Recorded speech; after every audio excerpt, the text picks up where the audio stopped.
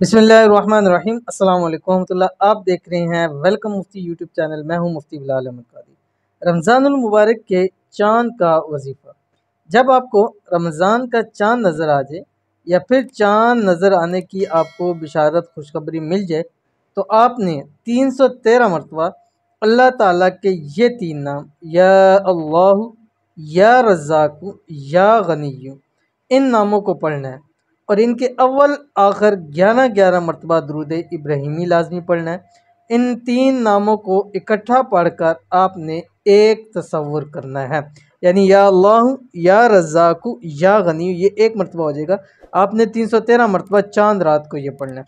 वजीफ़े पढ़ने के बहुत सारे फ़ायदे हैं।